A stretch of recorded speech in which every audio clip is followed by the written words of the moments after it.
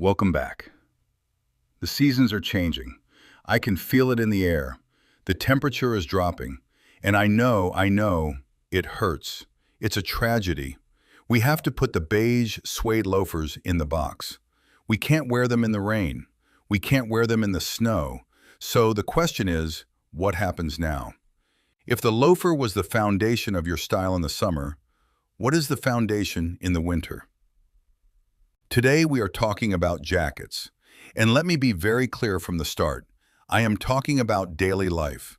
I am talking about dinner, drinks, driving, walking the city.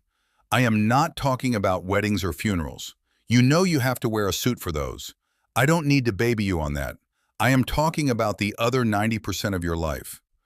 There is only one material a man should wear on his back when the temperature drops. Leather. Not denim, not puffy nylon, not fleece. Leather. I look around the streets and I see men who have completely given up. I see grown men, men with jobs, men with beards, wearing cardigans. A cardigan, really? Do you know what a cardigan says to the world? It says, I am soft. It says, I am harmless. It says, I am a substitute teacher who is afraid of his students. A cardigan has no structure. It hangs off your shoulders like a wet towel. It makes you look poor. Even if it's a $500 wool cardigan, it makes you look like you are waiting for a government check.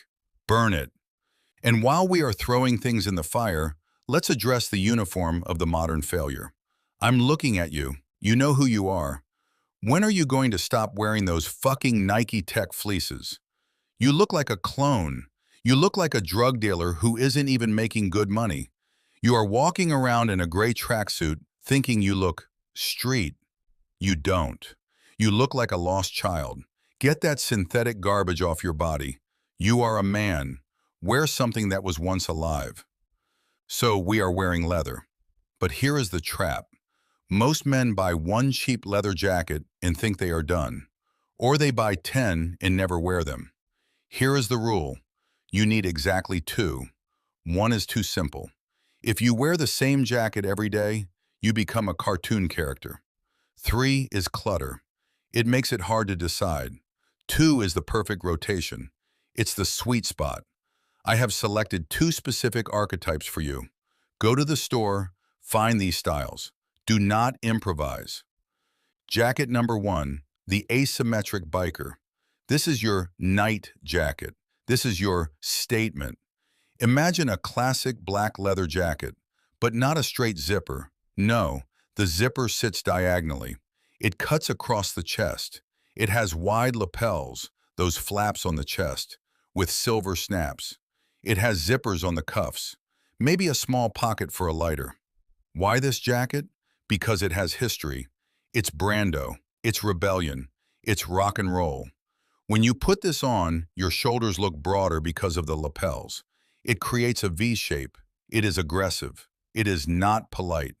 When you walk into a bar wearing this, people move out of your way. It is psychological armor.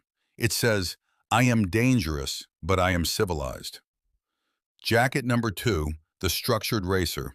This is your day jacket, your driver. Picture this, a standing collar, no floppy lapels. A clean mandarin collar that snaps shut at the neck. It's black, but it has detail. Maybe horizontal stripes across the chest, beige, gray, or olive. Quilted stitching on the shoulders. This jacket is aerodynamic. It doesn't have the heavy metal hardware of the biker jacket. It's sleeker. It's more sophisticated. The horizontal stripes on the chest are crucial. They visually widen your torso. They make you look like you hit the gym, even if you skipped a week. This is what you wear to lunch. This is what you wear on a date if you want to look fast, sharp, and put together without looking like you're in a band. These are the only 2 you need. A heavy, silver zippered biker for the edge. A sleek, striped racer for the class. And please, spend the money. Do not buy PU leather. Do not buy faux leather. Plastic peels. Plastic smells like chemicals. Real leather ages. It gets scratches. It forms to your body. It tells a story. Now, since we are covering up your body with heavy leather, We need to talk about your presence. Just because you are bundled up doesn't mean you forget the basics. First, the scent. Leather has its own smell. It's animalistic. You need something to cut through that. You need something that complements the darkness of the jacket. Do you remember the code? Code 709, Bargello. This is where it shines. The cold air kills weak fragrances. Citrus dies in the winter.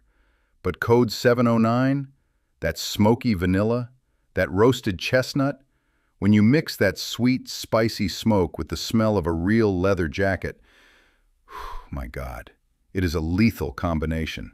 Spray it on your neck. Let it mix with the leather collar. When you hug someone, they should feel like they are sinking into a warm, expensive cloud. And finally, the posture. I don't care if you are wearing a heavy coat. I don't care if you are wearing boots because it's raining and you can't wear your loafers. The rule does not change. When you sit down, the figure 4, ankle on knee. In fact, it is even more important now. Leather jackets can be stiff. If you sit with your knees together, the jacket bunches up. You look like a stuffed sausage. Open your legs. Cross the ankle. The figure 4 opens up the jacket. It exposes the chest. It lets the leather hang naturally. And I don't want to hear excuses like, the jacket is too tight. If it's too tight to sit properly, you bought the wrong size. You must occupy space.